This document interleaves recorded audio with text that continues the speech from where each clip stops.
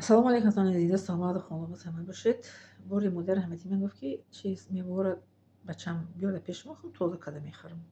دیدین چقدر خواهش دارم اونم که پیش دارن کودک شسته تازه کده وارد پیش میمونه. با میگفت یک دونه بیار، میگفت یک دونه بانان، یک دونه ماندارین، یک دونه چی بیار، میگفت با انجیر میسول، یک دونه клубника میخری، یک دونه میگفت بیار.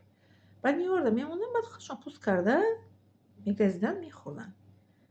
با یه روز اومده پیچوقای ماندارین بانان در به جای خانه پرستگی اجیانم دوتا اومدن که پیش ماماشون قطعه کیسودیان. من در کухні مادرم ده چیزی پخته استم میبینم میگم که چی بده اینجا پیچوق پرستگی. مادرم حتی میگه که من پیچوق رو پرتاستم که اینو گپای بهده گردیستم خیزم پیچوق رو جمع کنن اینجا رو تازه کنن. میگم چی میگم ترای مادرم حتی چی که ببینی گپ زنی یوش دیگه گپای هر کس گردیستم. مادرم حتی من از نمیدی وقتی که انسان گپیا کس گپ زنه. مادرم حتی میگه که من خطابه کدagi بودم. مادرم میگه گپی کوچه را در پیش در مونده بیو گپی خانه را ای در بیر نبرو. اینو گپی مادرم میگه اینو بزرگ گپ بزنیم بزرگ تیمی تکدیم تو در پیش میگه هر چی گپ نزنین. خدا پیش چقدر جمع کنین خانه را به ترتیب برون. قامی جان گفتن که در پیش مون خیلی گپ نزنین شما تو من خونی سه. فهمیدین چه میشه دادن پیرشید. با ما جناب خدا پیش چقدر جمع کردن به ترتیب در آوردن. با ماماشون بخشش پرسیدن ماما جان میبخشیم و دیگه خیلی گپ پیش و گم نمیزنیم. همیشه پیچوق میخره بانانا میپرتای جیانو میخوانن که مامان چوه خورد بانانا پیچوق پرت داری خونه. ماندارین توزا میکنه میخره پیچوقش بود یه طرف برته. ما همش دیگه جونی بانانا دیگه کنج خونه پرته پیچوق منه دیگه کنج خونه که پرته در چور کنج خونه چور چیزا که پیچوقش چی میگم باقی مونده یه خودش پرته که خیزنگیرین بروی توزا کنه بیارین لاته تا قدیم جوره بشکن. به کار مونده میگه که پای بیهوده گپ میزنین. به کار مونده خیلی یک کار کنین کتاب خونین یک کاری منفیت آور کنین گپای بیهوده گپ نزنین.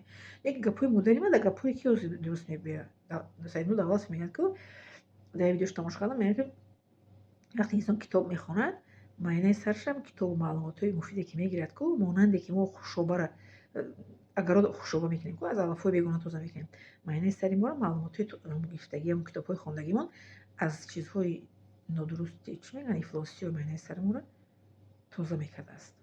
فهمیدین؟ مدرن حتی ما خیلی گفتم که یا کتاب خونین یا یک کاری منفیت آور کنین یا که سرتون مونی خواب روید. میگم که یه لحظه خوبه ای گوشتی گو. هم خیلی سرم در میکنم سرم در بیزه میکنه که برای چی؟ برای که آدما نمیفهمن گپای من رو من زیق میشم برای که گپ نمیفهمن آدما. همین برای چی میشم که مسلمانا اصل 21 رو میفهمیده اشتگی بسیاریشون نمیفهمن. برای چی ما غمی میشن که پدر مادرشون صاحب نمیشن.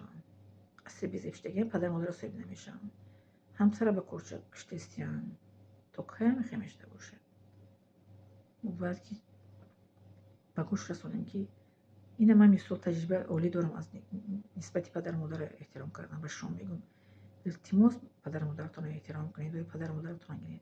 من از دنیام که مرم رام خوشبخت خرسان میرم که پدر مادری من از من زورفتگی و در نزد خداوند سوال جواب آسان میشد که اونجا تو ما سوال نمیتین ملائکه که چه پدر مادرت نگاه نکردی اونجا در دفتر عمل نستگی که همین انسان پدر مادرش چگونه صاحب شد. همه نستگی موندگی در چیزی ما در خزینه نزد خداوند که ما چگونه پدر مادر احترام کردیم. من پدر ما در وقتی که شکمش رفت شوشتم تازه کردم یا نکردم شد که جان کردم پدر ما که تو چه شکم رفت تو چه بخی کردی تو کردی باید نگیم پدر مادر شکمش رفت بگی بوش تازهش خشرو دورو بیابتی شکمش معتدل که ای وایش کن خوابش کن دوروش بگی